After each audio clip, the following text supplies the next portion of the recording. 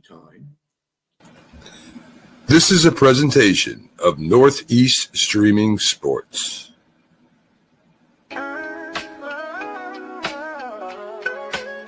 Yeah, yo, it's game time, ain't no messing around. Huddle Sports Network, the best in town. From NFL rumors to the latest trends, we got all your sports, just tune in, my friends. Catch us on Roku, Fire Stick, take your pick. Facebook, YouTube, where the action's slick.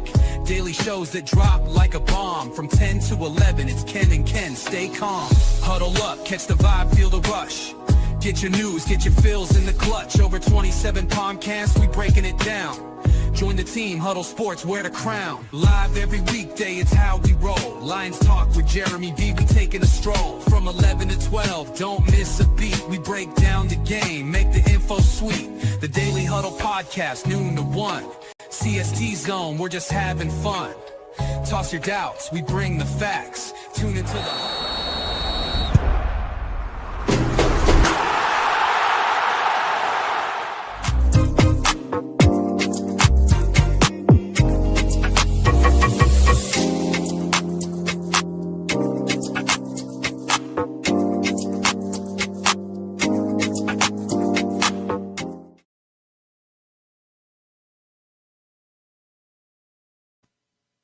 Good evening. Welcome to the National Professional Sports Show with myself, B. Trilla, Mike Tipton, and James J. Train Martin. How y'all doing this evening, gentlemen?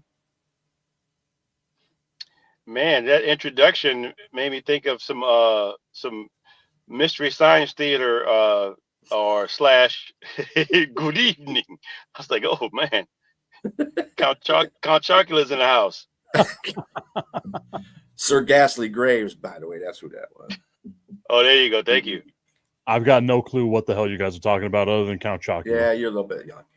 You probably wouldn't know that. That's a little bit back in the day. All right. So, gentlemen, there has been a lot of, well, I wouldn't say a lot, but some NFL news going on this week.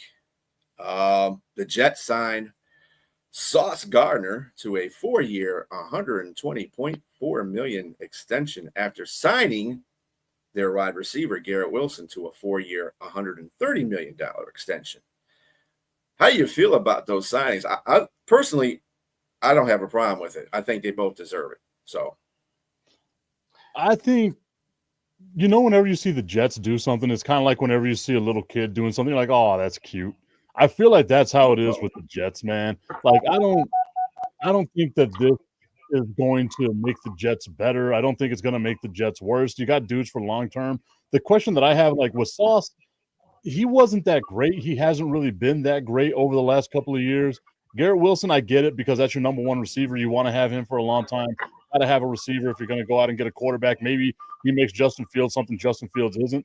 But it's not. It's okay, right? Like they're trying, and all you got to do, like they're trying, man. Like good for you, trying. I really think that you should get ahead of the game because it's only going to continue to elevate. I mean, it's going to get more expensive and more expensive. Why not go ahead and get these guys locked up? Sauce, he had an unprecedented rookie season, and like you said, he maybe tapered off just a slat. I mean, last year wasn't all that great, but I think he was injury prone. He had some injuries, and then the whole defense overall, their season was just like in the toilet.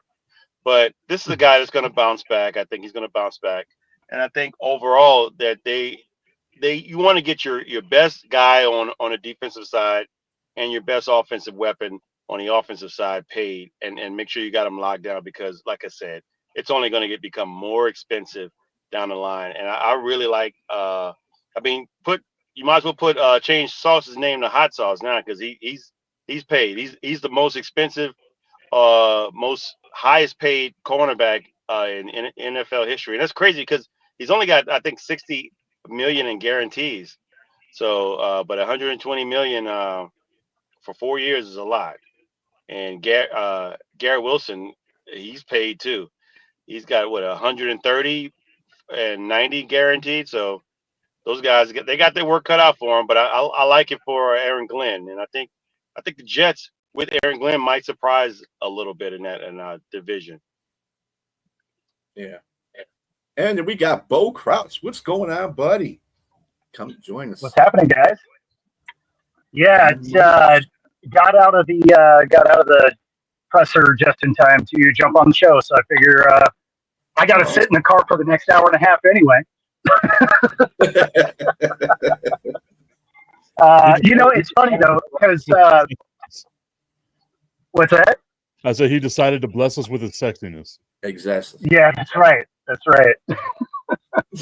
So the thing with Sauce is, somehow he was still the top rated, corner on PFF. So, I mean, even though he didn't necessarily look as good as he did, his rookie season, he was still edging out just over Surtain. So, I mean, it's not like he's had a bad, it's not like he had a bad couple of, man, people are driving like morons today. That's not unique, actually. It's every day. Yeah. I was going to say. But the Garrett Wilson signing makes all the sense in the world. I mean, you got to have a receiver. He's one of the best. I don't know that you needed to pay Sauce that way. Well, I mean, it's like Tip said, Tip and Jay said that you're getting to it early. Yeah. I think the Lions did this last year with Amon St. Brown, Penei Sewell, and Goff. Early in the season, they set their contracts up so that, they wouldn't be signing other, and they would have to sign for bigger contracts after those other quarterbacks signed first. So it's always a first come, first serve basis now. So you can set the bar. Sauce is getting paid the most in NFL history as a corner, but that won't last long. I'm sure somebody else will come along and top that one. So it's just a market thing.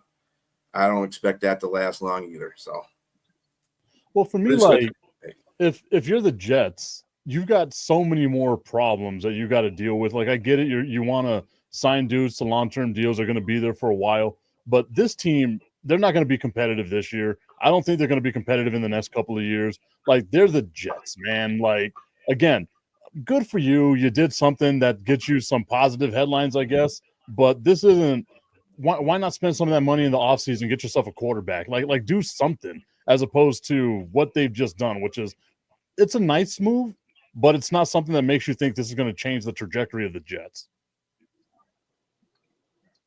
The only thing you don't think that they're excited about Justin Fields? Oh, man.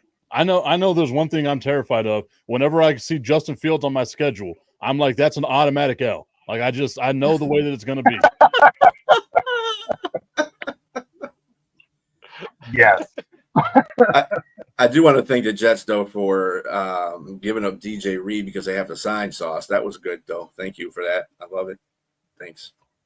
Other signings of this week, the Chiefs signed guard Trey Smith to a 4-year, $94 million deal. That's a good thing for them. They need the offensive line. Jeez. As much as Patrick Mahomes wasn't doing very well last year because of that offensive line, and in the Super Bowl that showed. So that's a good deal for them. Well, go ahead. My whole thing with the Kansas City Chiefs is like, sure, you signed a guard. You gave him, like, he's the highest paid guard in the history of the NFL now, right? So, like, awesome, good for him. But they did nothing in, like, the offseason to make you think that they're going to make the offensive line better. And it's a double-edged sword, right? Like, Patrick Mahomes needs time. Like, he could be the greatest quarterback of all time, but if you don't have time to throw the damn ball, you see what happened to him in the Super Bowl. And I feel like Denver's gotten better defensively. The Raiders have gotten better defensively. The Chargers had a number 1 rated defense last year for a long time. Let's not forget, they were giving up less than 17 points a game for the majority of the season. Like, I feel like the Chiefs should have done more to address their offensive line instead of giving one guy all that money. Well, they did draft a guy. Yeah, but so did the Cowboys last year, and we saw how awesome that worked out for them. He was on the bench half the damn season. I'm talking about Tyler. Who did they draft? Simmons? Yeah. Yeah. I'm not gonna lie, Tip. Simmons is a monster. If it wasn't for that knee injury, he would have been top 10. So I think that might help them. And then of course you got your guard. I agree with you. I think that the amount of money they paid the guard was excessive, but you had no other choice. You got to keep him.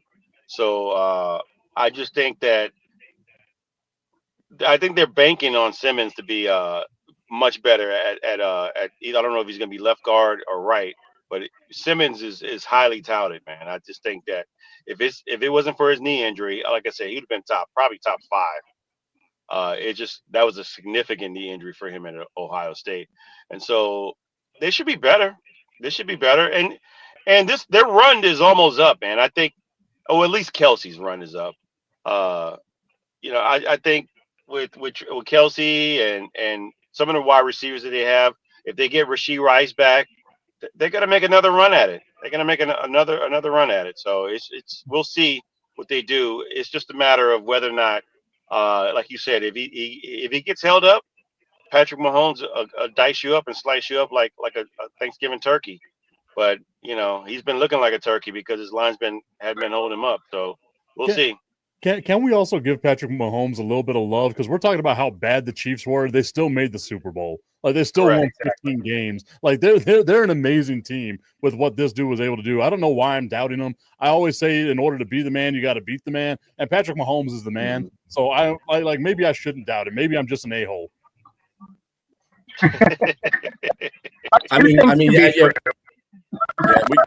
We sit here and we talk about Kansas City bad before it seems like before every season.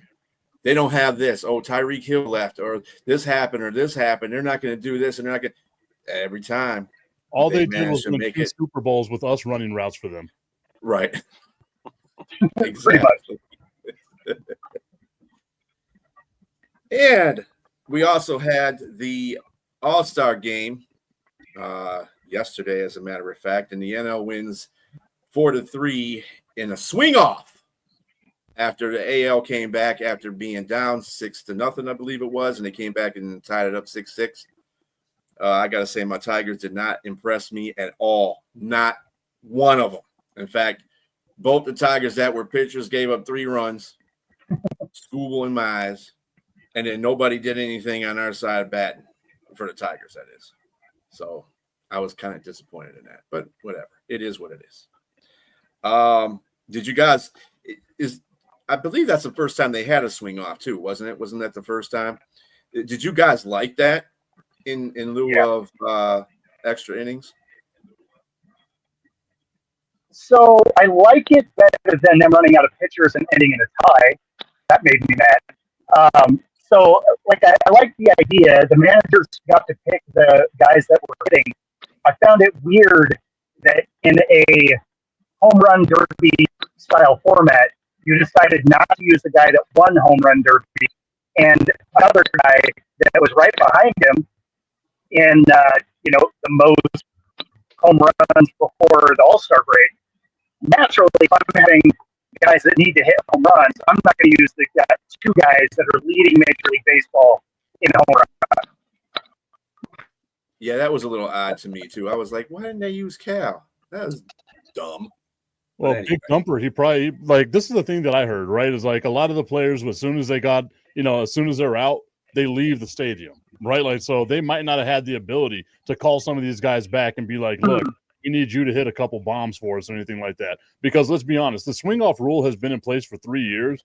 We haven't seen it up until now. And you kind of don't expect a game to end that way. So you just got to do what you got to do. Like all the guys there are all-stars. They better be able to hit something, right? Like do something. Kyle Schwarber shows up.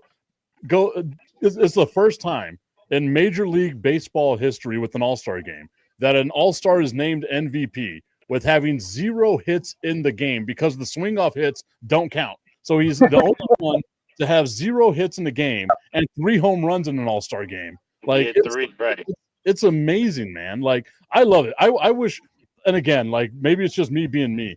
I wish instead of going extra innings, we just do this swing off thing for every Major League Baseball game. I am with it. Imagine the Yankees where you can go Giancarlo Stanton and Aaron Judge back to back and see which one's going to get you home runs. I am for it, man. Not Jazz Chisholm, just not Jazz Chisholm.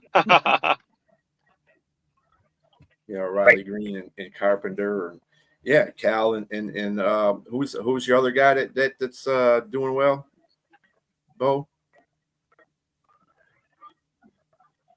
The Mariners don't have any other guys other than Cal that's doing really well. Nobody. So just Cal. Yeah, That's enough right there. That's all we have to be excited about, because the Mariners are going to find a way to miss the playoffs, because that's what they do.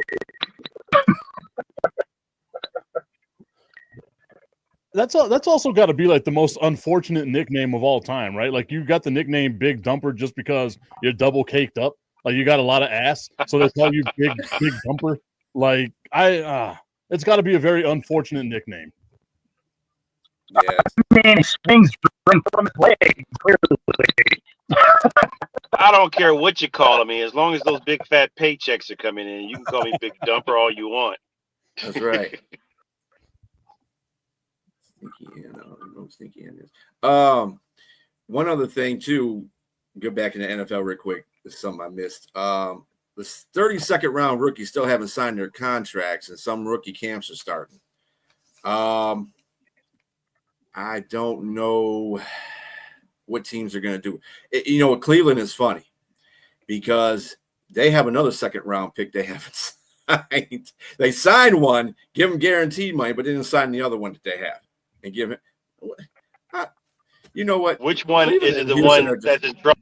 Is it the one that's allegedly in trouble? I believe it's the one in trouble. Yeah. But at the same time, I'm like, Houston and Cleveland are always causing trouble in this league with that kind of stuff. I mean, I get why they're doing it now, because they're talking about. I mean, we're talking about like $9-10 million guaranteed money. Somebody got a guaranteed contract, and so now you got several people.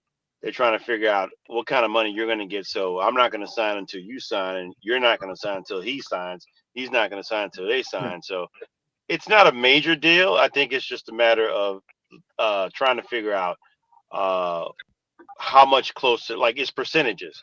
We're talking about 95% guarantees, 85% guarantees, that kind of thing. And then eventually, because the Saints, they're number 40th overall, hasn't signed yet. So, and he hasn't shown up to, he's probably not going to show up to training camp until he signs. So, I mean, we're not concerned though. It's just a matter. I mean, I'm not going to lie. I would love him to go ahead and sign, but I get why they're not signing yet. So my question to this is like, the NFL is going to have to find a way to curtail this, right? Like what I think it is, you got a lot of dudes that are used to making X amount of money in college based off of NIL. They're used to getting their guarantees. The NFL's never really guaranteed rookie deals outside of very few people. And I think it's just like, it's time for like the NFL's got to find a way, or as we were talking about, like there's going to be issues now in college football. And I just feel like it's just a bump in the road, right? Like that's all it is, a bump in the road. And I kind of agree with J-Train where I think it's just dudes waiting for other dudes to sign. The same thing I said with like Micah Parsons and TJ Watt and all them. They're just waiting for the other one to sign so they can get $1 more and be like, I'm the highest paid player in the NFL now at my position. Like that's all that is right now. But I think it's like if the NFL continues to allow it to happen, it's going to wind up being a bigger problem. I think the unfortunate part in this situation, though, Tip, is that someone in the second round signed and they got guaranteed money, and there's people ahead of him that did not sign yet. So now it's like, okay, and then people behind him definitely didn't sign. So they're trying to wait and see. Wait a minute, didn't Cleveland and Houston, both their players, weren't they 33 and 34 in a draft? It's the Houston player that signed, the 33, I think. Yeah, okay, he signed. Yeah. The wide receiver. He definitely got guaranteed money, and I think they're trying to figure out, because I think is there a 32 or no? I don't know. No, I'm sorry, 33. Is he 33, Jalen? Yeah, I think he was 33 or 34, somewhere around those two. Yeah, he's somewhere around there where there's a couple people ahead of him, I think, but he got guaranteed money.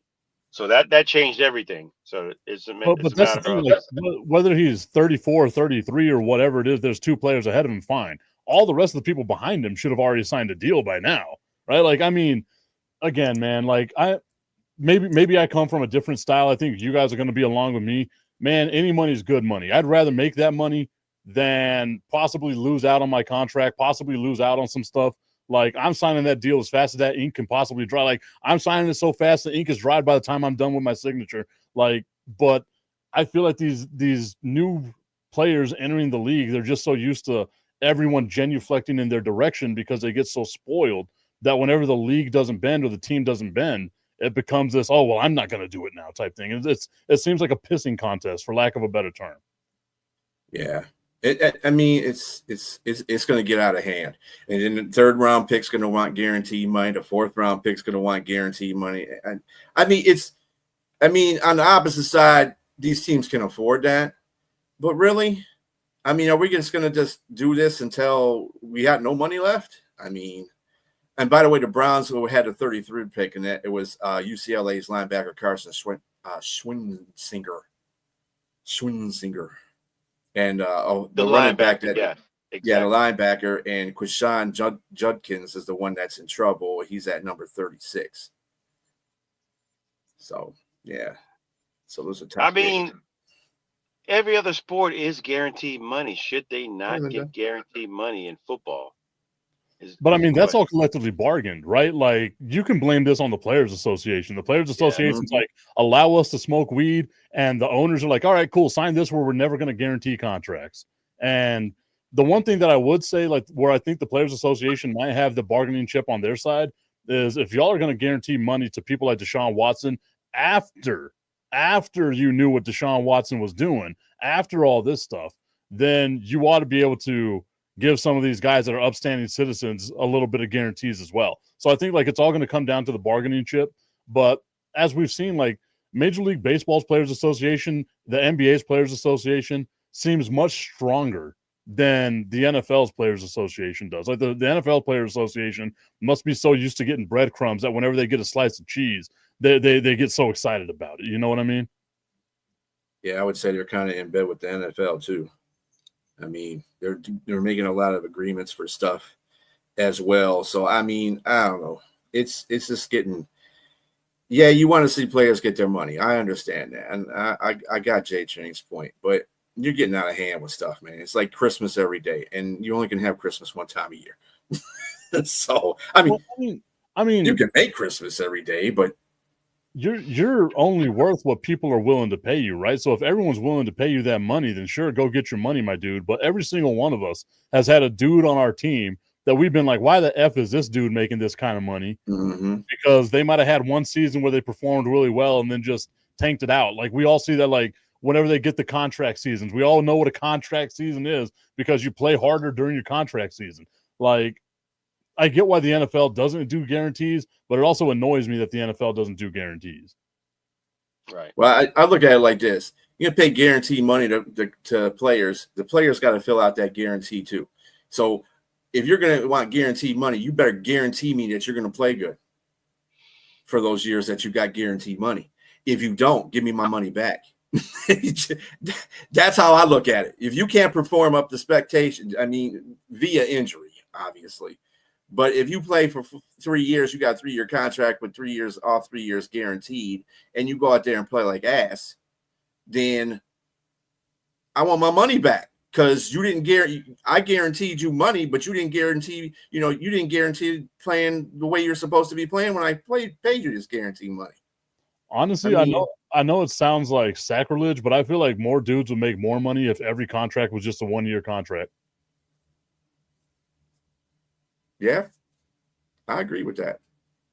I mean, that's what the Lions were doing. The Lions were, a 1-year tryout deal, basically. You can come on the team for a year. We'll pay you this X amount of money. If you do good, we'll keep you on the team we'll assign you to a greater contract for some more money. And that's what they were doing. So I think I spoke about that on my show today where I was like looking over what the Lions did during free agency. And I was like, man, they really gave out 21-year deals in free agency this year, man. They're like, yeah, just come along, try to prove what you got, man. Let's see what you got. Yeah. I think that might backfire against the NFL though, because I mean, if you're a specific team, you want to make sure you have a little bit of leverage against a player to where you're not vying for the player's services at the end of the season after one season, especially if they ball out and you can't afford to keep them. I mean, at least in a 3 or 4 year contract, you're like, okay, I got this guy. like we were just talking about Sauce Gardner and Garrett Wilson. They got them at a lower I mean, they're seemingly expensive, but those are really lower contracts when in essence, when you think about it, because by the time they get to the end of those contracts, you're gonna have guys like Patrick Surtain or somebody.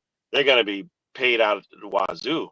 So it's like, yeah, I would rather have a multiple year contract on a player if I'm an owner. That way, I'm not having to struggle to keep those players to retain their services for X amount of dollars. I say it That's all kind the of time that the NFL salary cap, like I don't believe in the salary cap. I believe you should be able to make however damn much the team is willing to pay you, right? But the NFL, in my mind, they created the salary cap to save the league from Jerry Jones and to save Jerry Jones from the league back in the day when Jerry Jones was the most powerful man in the league. Like he had more money than everyone else.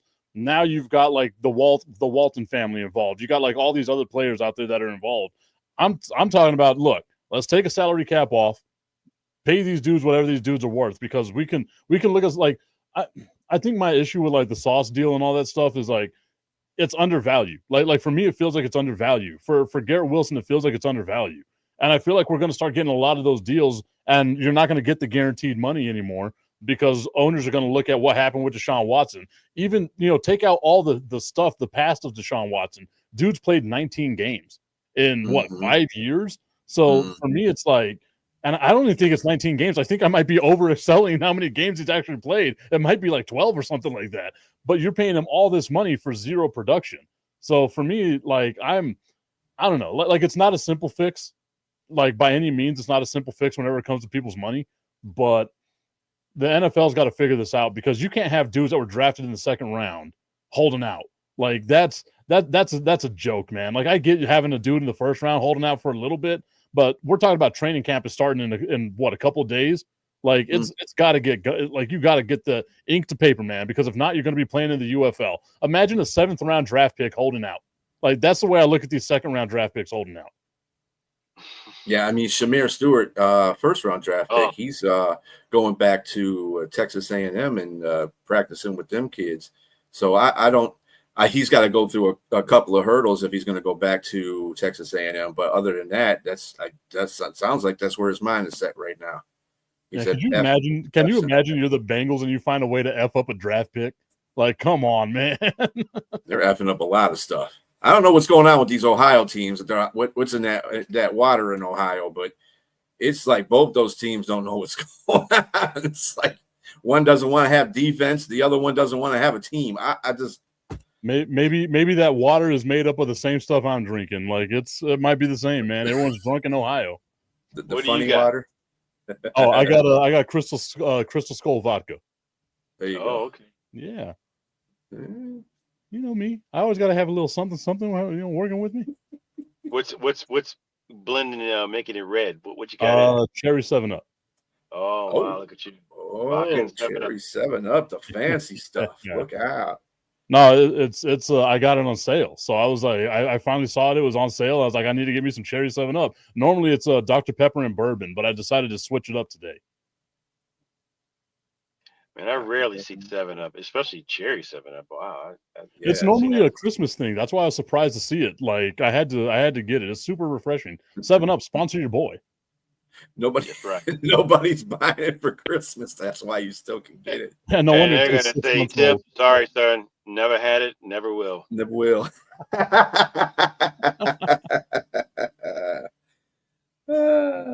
So let's go to the NBA.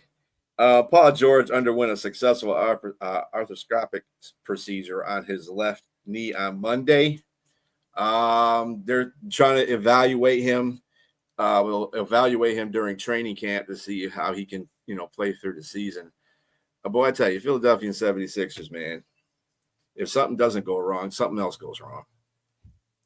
Paul George is the Kirk Cousins of the NBA. He figures out a way to get all his bag money and don't really play. I mean, like, man, I need his agent because he figures out how to highway rob stagecoaches. I mean, he understands the formula. I mean, he's a guy with the dynamite and putting the people back in the 1800s on the railroad for the train to roll over. because he knows how to just get over, man. I don't understand. Paul George was great at one point. I'm not knocking Paul George. Paul George Oh yeah. was a great basketball player. But lately he's been a hired gun, and that gun has just been misfiring. But that gun is very expensive, and so I don't know what to say now. It's just like you said, he's got to have it. He had surgery recently. What was it? His knee. Mm-hmm. And Paul George Yep. is on the wrong side of 32 now. So Yeah. Very wrong side of 30. Was he 34, 5 now? 34? I think he's 34. hey, I wish him Yeah. well. I wish him well, Yeah. and the team well, but it's just not what I would want. As a GM. Anytime you're mentioned during the NBA Finals as a dude that was traded to make two teams better, it's not a good sign, man. And that's all that Paul George was. That's all the narrative was surrounding. Look how good these two teams got once they got rid of Paul George and were able to trade pieces to make their teams this much better, right? And man, I didn't even think about that comparison to him being Kirk Cousins, right? Where he's just making his money. He's got all these guarantees, NBA contracts fully guaranteed. So he's out there just making his money, doing his thing. Like you can't hate on the dude, but man, it gets super annoying. And I feel like you hear almost every offseason, or at least every other offseason, you hear Paul George had a surgery. And then the next offseason, you hear Paul George signed a contract. And you're just sitting there thinking to yourself, I need, like J Train said, I need this dude's agent. I need to find a way to like Paul George my life. Like just half-ass it the whole time, show up a few times, tell everyone I'm playoff P, do nothing in the playoffs, and just coast my whole way, make a bunch of money. If anyone out there wants to pay me to do that, I'll sign the contract right damn now. But it's just you got to give him love for that. Like you got to give him love. Like he's finding a way to do it, man. What's good for the commission? Yeah, you Chicago can't be guy. mad at him making his money. I'm look, it's the way the dominoes fell, the way the cards fell. Things didn't work out, but those checks are not bounced. So that's I'm kind of intrigued at what mad at. James said too about the agent. I want to see if if that agent is the same agent for Kirk Cousins. That would be wild. That would be wild if he was the same agent for both of those guys. It winds up being Scott Boras. Right? In disguise, yeah. Bradley Beal agreed to a contract buyout with the Suns and plans to sign a 2-year, $11 million deal with the Clippers. It's crazy. Go ahead, Tiff. You got it. It's crazy that we went like 25 years without having a contract buyout in the NBA. Like the last time prior to Dame Lillard was Bison Dele with the Detroit Pistons in 2000, right? And I'm like, I would be surprised. Like, I think the three of us know who Bison Dele was, but outside of that, I don't think anyone else in the world knows who Bison Dele was. Tragic end to his story, by the way, in case you didn't know that. But now you got three contracts that were bought out. You had Dame Lillard, you had DeAndre Ayton, and now you have Bradley Beal. And for me, like, if I'm the Suns, I like what the Suns are doing with the young team that's around them, right? Devin Booker gets to be your number one dude. You had some great like trades that got you some players. Once again, I think the Suns won the trade with the Houston Rockets, right? Like I'm a firm believer in what they're doing. So you get rid of that guy. He wasn't going to get you a whole bunch of time anyway because he's hardly ever healthy for you. Let the Clippers sign him. The Clippers seem to just want to give away money. Steve Ballmer is just throwing money away because let's not forget he's still paying Paul George. Like he's like I know Paul George is in Philadelphia, but he's still paying Paul George. It's insane that he's doing this stuff, man. So for me, like, good for the Phoenix Suns. You're looking forward to the future. Bradley Beal, hopefully you get to make another contract, make your money, my guy. But you don't see contract buyouts in the NBA all that often. And this season, we're just starting to see them all the time now. And let me say this. I know they had to pay him, but to me, Devin Booker is one of the most overrated players I've ever seen in my life. And he just got paid. The Brink trucks were just lined up. So he's got like, what, 80 million a year? He's making the most a year. I think Charles Barkley said something so funny. Chuck is so funny. He said, just be glad you're lucky, man. You're the highest paid player ever in the NBA. I think he was being sarcastic about that, though. It's just a matter of like, wow, he's overrated, man. I know he was mentored by Kobe. He has some games here and there, but you had KD, you had Bradley Beal, and they had nothing to show for that. Well, Not I think a lot of not that's one. also like I think Devin Booker, whenever you bring in KD, whenever you bring in Bradley Beal, like you can survive with two dudes that are ball dominant. All three of them dudes were ball dominant, man. And like you can't, like to me, you can't survive that way. Now I think with Devin Booker being the number one option, we're gonna go back to seeing D Book scoring 70 a game, right? Like he's gonna have games like that where it comes out. It just felt like nobody. I don't know if y'all remember watching that documentary on the Dream Team. They talk about like the first game that the Dream Team played together. Nobody wanted to step on anybody's toes. That's kind of what it felt like with KD, with Bradley Beal, with Devin Booker and Phoenix. Like nobody wanted to step on anybody's toes because it wasn't ever laid out that this is this player's team. Now we know the Phoenix Suns are Devin Booker's team. They're going to have a good defense around him. I think they're going to be much better defensively than some people are thinking. I love at number 10 that they got Kaman Maylock from Duke, 7'2" shot blocker. Like that's a great job for them. But for me, Phoenix is now identifying themselves as this is going to be our dude. We're not going to go out here and do the stuff that we were trying to do because clearly it got you nothing. They have to get rid of Bradley Beal because that's just bad money on the books. And it's a good move for them. For the Clippers, I don't understand what the hell they're doing going out there and getting Bradley Beal, being like, yeah, we'll take you. You really haven't played in the last 4 years, but we'll take you. Well, Devin Booker's been in the league 10 seasons, and right now what they've done with their team suggests it's just a rebuild. They're rebuilding right now, and I don't know who they. I mean, do they even make the playoffs this season? I again, like they were one of the last teams out whenever it came to the play-in tournament. Even with like Kevin Durant being there, not knowing who's going to be your number one dude. I like Jalen Green. I like Dylan Brooks. I think defensively, that's where they're going to hang their hat is defensively, and they're going to get most of their points obviously through Devin Booker. I look at them as like the Spurs and the Mavericks, where I feel like they're going to be, 7, 8, 9, 10 seeds, get into the play-in tournament and see what happens. I don't see them as like teams that are going to be winning an NBA championship, but you're taking the right step in the right direction. I watch way too much basketball, guy. I was watching so much summer league basketball this weekend, it wasn't even funny. Oh, that's good. That's why I shifted over to the NBA just for you, Tip. Dude, inject that shit. Sorry, inject that into my veins. I am here with it.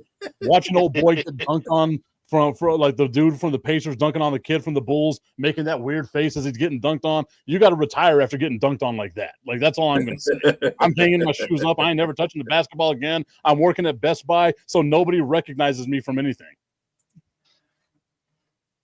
So speaking on the summer league, just real quick, and this is a topic that, obviously is something that everybody is talking about for the summer league, besides, of course, our Duke guy. But Bronny James, I've heard a whole bunch of stuff about him during the summer league play. And yes, it's a young season right now. It just started. How do you feel about his playing in the summer league right now? I mean, his play in the summer league right now. He's got a way to go to make it to. He's still the same kid he was last year. I mean, he provided when the D League he progressed, he got better, and I think that's just where he is right now. And if you look at how he's played and what he's done, he looks like a superstar in the G League. But once he gets into some playing time in the regular season, in the NBA, I think that he's considered just an average guy coming off the bench that definitely is allowed some playing time when the game's almost over. Yeah, like he's not his dad, right? And it's unfortunate that he's got his dad's name. He'll never be LeBron James, and like he's not even junior right now. He's just Bronny. He's just that dude, right? Like he'll have a serviceable career. He'll probably bounce between the G League and the NBA for 5-10 years, however long it takes for him to go. He'll probably, after LeBron retires, he's going to wind up playing in Europe somewhere like that. Like we'll hear his name doing like some amazing highlight in another country, but I don't see him being, I can't even say a middle of the road NBA player. Like he's the bottom tier NBA player. Like he'll take a spot on your bench. Is he worth making $7 million this year? No. But, that's the contract the Lakers gave him as a favor to his daddy, right? Like, so do what you got to do, Bronny. But I thought one of the cooler, or not cooler, but one of the funnier moments was the trash talk going on between Cooper Flag and Bronny James, where Bronny James is like, "Oh man, don't get too comfortable because Nico Harrison's going to trade you to the Lakers," like making a joke about that. And Cooper Flag looked over at him and was like, "Man, I heard your dad was going to trade you for me." I mean, that's the kind of banter that you want to hear between two young guys. I just think obviously Bronny's not in the same league as Cooper Flag, and Cooper Flag is going to be a superstar one day in the league. Just looking at him play, you can tell he's probably going to be worth the #1 overall pick. And it was good to just throw. I think they just want to throw a couple of names out there because Bronny James is a big name because of his ties to his father, and Cooper Flag being a #1 overall pick. Their matchup, LA versus Dallas in the West, it was cool. It was fun. I mean, and the game was really close, so it was good to see them try to shoot back and forth. But Bronny couldn't make the last shot, and it's what it is. I think again bringing up Bronny, I just think if he fails in the NBA, he'll be fine. Yeah, I mean, his dad's a billionaire, and so his legacy is tied. And then I'm pretty sure he can go back to gaming, whatever it is he does, go back to school, whatever it is he does, he'll be fine. It's just like when you see guys like in the past, Michael Jordan, his sons, they didn't do well in the league. You had other guys and their sons. It's just common, and so he just kind of fits right into this mix here. I think the biggest thing is LeBron wanted to see himself play with his son. Pause. Play basketball with his son, and Yeah. and he got the opportunity to do that basketball, and so it was great. And I've said this all the time, man. Like, if any one of us had the power to be able to do that for our kids, we would do that for our kids, right? Like, I give my kid a $7 million contract or I'm walking because I'm the most valuable thing you have on this franchise. I would do it. All of us would do it. So I don't fault LeBron for that at all. The one thing that I would say is, man, he set that kid up for failure because no matter what that kid does, it was the same thing with Marcus Jordan, right? Like, no matter what Marcus Jordan did, he was never going to be Michael. Bronny's never going to be LeBron. And and we all know the only reason why he's in the league is because LeBron wanted to play basketball with him with the LA Lakers. He didn't want to play with him. He wanted to play basketball with him on the LA Lakers. And also that movie, like I saw the Crooked Commish put Space Jam. That was a terrible Space Jam 2 was a terrible movie. It was so bad. I like the first one wasn't great, but it looks like an Oscar winning movie compared to the second one. I still haven't seen it, honestly. Dude, And I'm a LeBron James fan, but I knew that just for what I saw with the trailers, I couldn't watch that. I didn't have my hopes up high for the movie. Obviously, it's Space Jam. You shouldn't have your hopes up high for any of the movies, but like it far exceeded any low expectation I had for it. It was the worst movie I think I've seen in quite some time. It reminded me of why I don't watch movies. And that was the reason why. Like, even the new version of White Man Can't Jump, like the original, the OG of White Man Can't Jump is great. Like, that you should have never made a remake. But the remake, much better than Space Jam remake. It wasn't great, but it was better than what Space Jam can give you. I mean, if you're pitting those two against each other, could you imagine like all you have left in your life to watch is Space Jam 2 and White Man Can't Jump? The new version of White Man Can't Jump. Like, you got to watch both of those movies before you die. Like, nah. You'd probably die watching both of those movies. We're Siskel and Ebert over here. Yeah, they better not make another Do the Right Thing Spike Lee movie. No, I don't think Spike Lee would allow that to happen, to tell you the truth. I think there's just things that you just shouldn't be remaking. They're going to make another Boomerang. Oh, goodness, no. Oh, yeah, that's another one they shouldn't do. Or Boys in the Hood. Yeah, Boys in the Hood is another one they shouldn't do. It'll be a new version of Boys in the Hood. I can't even imagine what that would be like. They should do another one of those either. Because, that's an all-star cast that was on there. I just can't see it. By the way, since you have been paying attention to the Summer League pretty much there, Mike, what has any other players caught your attention? Oh yes, they have. Oh, I feel like a homer. Like I really feel like a homer. I knew you were going to say San Antonio Harper, right? Dude, not just Dylan Harper, but Carter Bryant. Like if you haven't seen the way Carter Bryant's been playing defense, he was bodying basically the way that the Pacers were playing defense against Shea Gilgeous-Alexander in the NBA Finals, picking up dudes all 94 feet. Carter Bryant was doing that to Cooper Flagg, making his life a living nightmare. And I've seen this dude, like one of the reels that I saw was talking about, like, oh, he really takes, whenever you say you're going to guard 1 through 5, he takes it to heart and guards 1 through 5 all at the same time. Like he's all over the place. He's super athletic. Like I liked what the Spurs were doing, and now I'm getting super excited. And I don't want to be that dude that gets super excited about what the Spurs are doing right now, because I think that they're going to be once again like a fringe playoff team. But watching Carter Bryant, I'm like, man, you're going to team him up with Dylan Harper, with Stephon Castle, with Victor Wembanyama. This is going to be a phenomenal team. Like I'm starting, like, you know what, the Cowboys, I'm riding the roller coaster, right? Sometimes I'm up, sometimes I'm down. With the Spurs, I am just we're going all the way up, baby. Let's see how this goes. Did you forget to mention De'Aaron Fox? I did. Like, look at that. That's insane. My goodness. That team's, yeah. I think they're going to be really good. De'Aaron Fox, look, Wembanyama, and Harper. My expectations are like a 7 to 8 seed. If they do anything higher than that, I'm a happy guy. But I also, like, given what we're talking about with this team, I wouldn't be surprised if they're like, 4 or 5 seed with the San Antonio Spurs. But I think they're going to be about a 7 seed. So, but I'm excited for the future for San Antonio for sure. And it's unfortunate to not have your coach anymore. Yeah, but I mean, they've got a guy that's from the Greg Popovich coaching tree, right? And we've seen anyone that's on that coaching tree with Pop has success, whether it's Mike Brown, whether it's Steve Kerr, whether it's Budenholzer, whether it's Becky Hammond. We've seen these guys have success at any level. So obviously, like, it's unfair to be like, oh, this guy's got to win 5 championships or else he's not like Pop. Just do your thing, dude. Like, you'll be all right. Pop's still going to be there. The culture's still going to be there with San Antonio. I'm excited to see what the future holds. It sucks that we don't have Popovich anymore, but you kind of knew the writing was on the wall whenever he went out in October with a stroke. Mm-hmm. Yeah, he shouldn't be part of the sideline anymore with that kind of health issue. Was there anybody else that you noticed besides your beloved San Antonio Spurs?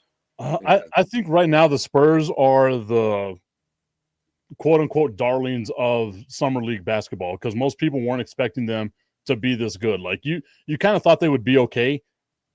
It looks like a dominating NBA team out there dominating a G League team. That's what the San Antonio Spurs Summer League team looks like right now. So it's hard to kind of gauge some of these other teams like that, because like Cooper Flagg has had some bad games here or there, like his first game going 5 of 21.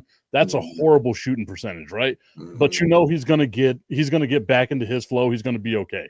It's just the Spurs right now, for me, maybe it's because, again, I'm a Spurs fan. I'm getting too high on this team. I shouldn't be doing this, but I'm just excited about what the Spurs have been doing, man. Like I really am. And like you see some of the rookies that were picked in like higher draft picks, they're doing okay. But I think Carter Bryant right now is kind of showing everyone he might be the dude in this draft that, outside of Cooper Flagg, could wind up being one of the bigger names in this draft whenever we look at it down in the future. And let's not forget, you mentioned Cooper Flagg having a pretty bad game his first game. The second game, he had 31 points, man. He really bounced back. He's, man, I don't like to throw this out there like that, but I'm just saying, as a small forward /4, he reminds me of LeBron. He might not be as fast, but the playmaking ability, the defense, the scoring, he can do everything. He can do everything, and he can handle the ball and put it in his hand. He can handle it, man. I just think that him, Anthony Davis, and when Kyrie Irving comes back, they're going to be something to reckon with in the West.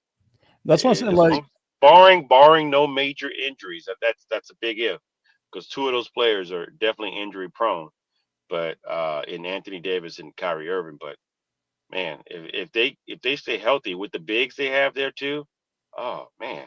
And even in the big time, like in the meantime, while Kyrie's coming back from his injury, having D'Angelo Russell there, like that's still like the Mavericks. I say, like, when he's on, basketball is better whenever you have Houston, Dallas, and San Antonio as playoff contending teams. All three of those teams are going to be really solid teams to go through. Going through that Texas Triangle is going to be hell on a lot of teams whenever they have to travel through there. So for me, like, I'm happy to see like the Mavericks are getting better. The Rockets, I think they took a step back. I know J Train disagrees with me on this, but like I I don't know why you trade away those pieces for Kevin Durant. Like I feel like you could have done better. Like them having Maylock with Segun would have been great. Like it would have been great for them defensively. But you got Kevin Durant now. Hopefully he's got enough to get you to the later rounds, maybe a Western Conference championship. But just knowing that San Antonio, Dallas, and Houston are all going to be playoff contending teams, I'm happy about that, man. Like it makes me happy about that. And yeah, just some speaking of, news I'm sorry, go news ahead, just go came ahead. over. News came over the wire there. Tip about Dylan Harper. He's going to miss the remainder of the San Antonio stint in the NBA Summer League because he has a groin issue. So they're shutting him down. Every time I pull my groin, I'm all right. It's a precautionary method, man. They're paying this kid some money. So yeah, Is that a G-rated version of what you're saying? I don't know. I'm trying to. There was some innuendo there. I'm not. No, it was a groin. Hey, it says imagination groin. It doesn't. It just says groin. Yeah, I'm letting your imagination wander. Whatever you think it is what it is. I've been all right. That's all I'm saying. Anytime I do it, I've been all right. Oh my goodness! All right, so I want to speak of my team, New Orleans. They made some good moves in the offseason and free agency. They drafted two players in the first round, in Derek Queen and Jeremiah Fears. So far, they've been a mixed bag in the G League. I mean, I'm seeing some good things from both players, and I'm seeing some bad things from them. I'm just not sure how this is going to work out with Zion, and whether or not they're even going to trade Zion. That's still up in the air. And I think they're trying to build around Zion. I think that's what Joe Dumars' plan is to just. I mean, from all the moves that he's made, this obviously the centerpiece has to be Zion, and you have the rest of these players that I've picked up. But I'm concerned with the rookies, man. I just didn't see. I haven't seen great stuff from them yet. But so far, and I like to see the big guy in Derek Queen move a little bit better. He seems to be like. It seems like everybody's moving in regular speed, and his movement is like super slow mo. And so I just like, wow, is he good enough to be at this level to play at a high level? Because he just doesn't seem to have like the speed. Because when you watch him in college, he's great. But could he be just that guy? Like he reminds me of who's the guy that played for UC? Was it UC? Not UCLA, but I can't think of his Danny Manning. Yeah. Yeah, Oh, Danny Manning. Danny Manning. Danny Manning was a great college player. When he got to the league, he was like best sixth man of the year or something like that. I mean, at his peak. So it just and he moves just like he has great moves. He's just slow. So I'd like to see that pick up a little bit. Maybe he gets stronger because he doesn't look like he has a great build in regard. And he also kind of reminds me of like a Timu Karl Anthony Towns. So he can give you a lot of great stuff. He can shoot the ball from the outside. He can play on the inside, everything offensively, but he's just not fast. And in today's NBA, like especially the bigs, they got to have some lateral movement because you got bigs that can shoot from the outside, from the inside. I wanted to ask you, as like a Pelicans fan, are you happy with them wanting to build around Zion? Because I think you've seen enough from Zion to be like it might be time to move away from him, man. Like his value isn't going to get any higher. I watched Zion at Duke, and when first time he came out of his shoe and hurt himself, I just like, okay, this guy he's a freak of nature. You don't do what he does at his size, and I think that's what's going to be a negative play against him, and it has been in the league. And not only that, I mean, going to New Orleans, eating gumbo and everything else down there, that kind of played against him as well. Going to the wrong city, being drafted there. Yes. Oh man, everything, whatever. Slow down on everything.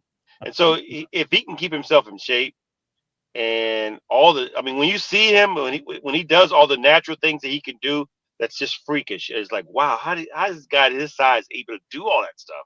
But then you see the injuries that come with it as well. So I like Zion, and a part of me wants to keep him because of what you were able to see. But like you said, at this point, he's often injured, and is it reasonable to say that you probably should trade him and get something for him before his career is shortened because of injury? So I'm going to lean more to build around him and see what they can do with him. Having a How many dude years the he's got? same, How many years he's got left on his contract? they extended him He like 2 years ago, right? he got the rookie, yeah, he got the rookie deal, the rookie max. So I think he's maybe 2 more years or something like that. But I mean, having I'd rather pay for him for the 2 years. I mean, because you spent the money on him already. Okay, yeah, you could trade him. Maybe some sucker team would get a hold of him. But then, like you said, if he's playing less than 50% of the time in the season, I mean, his contract's going to have to, once his contract is up, it's going to have to reflect that. And I don't think he's going to be too happy about that. But dude, you don't play, 75% of your games half the time. So I mean, that's a very thin line to be crossing whether to trade him or to keep him. Because I get J Trey. if I'm the Pelicans, like I know that there's a team out there like the Knicks will probably take him. You can get some assets from the Knicks or something like that, draft picks and stuff like that. I don't think you're going to get like a top tier player, but you get something, right? Because any player, like the best ability is availability. It don't matter, you could be the best player of all time, but if you hurt, it don't like you're not giving the team anything there. And that's going to be. I would take Mikal Bridges and a couple draft picks. There you go, right? Like that simple. And Mikal Bridges isn't like a huge name or anything like that you would wind up getting. I do think it's funny, though, that the Pelicans have a dude named Derek Queen, which sounds very close to Dairy Queen, and Zion Williamson. So we know it's going to be on Zion's mind all the time now. The great news is I don't think there are too many Dairy Queens down there, but if it just reminds him of food, then he probably can go to some. Yeah, He can go to get a McFlurry from McDonald's. So there you Well, go. what was the team? The baby cakes? Maybe he's going to go find him some baby cakes. the King Cakes, right? There we go. So And to answer ahead. the question for Brent DeWitt, I do think the Pistons Mhm. got a real shot at going to the Eastern Conference Finals this year. Like the East is so wide open. Mhm. The WNBA All-Star game will be played on Saturday. Are you guys going to watch that? I'm going to probably watch that. I'll definitely watch that. You just opened a whole can of worms. We only got 2.5 minutes left in regards to Shaq defending Angel Reese.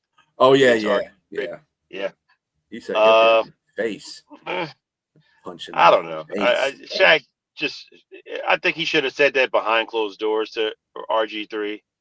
I mean, but I guess if he thinks RG3 is offending her, that's his sponsor. He's her sponsor in regards to like Reebok and a fellow LSU alum. Yeah, of course you're supposed to stand up for her, but I mean, don't talk about punching somebody in the face, man. I just think he probably could have maybe put that behind closed doors because what's funny about it, he was a law enforcement officer at one time, and you're talking about threatening violence on somebody. Sometimes you just got. I don't get Shaq sometimes. Shaq sometimes he's the lovable bear, and then the next minute it's like, dude, he steps on you, it's over with.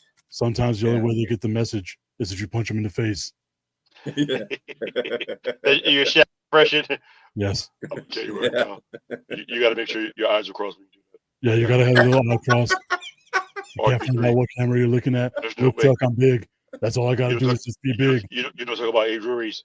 If little brother was here, Kobe, we both say the same thing to you.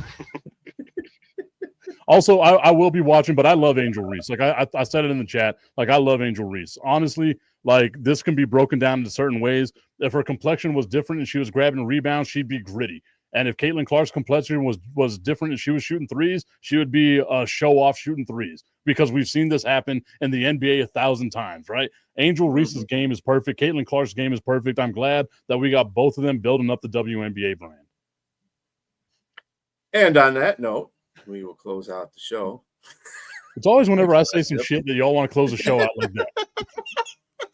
Sorry, too. Well, it is that time, and I'm not trying to go over because I have a bad habit of doing that because I let everybody run their mouth. But anyway, everybody have a good evening. We'll see you next Wednesday on the Professional Sports Show. Peace out.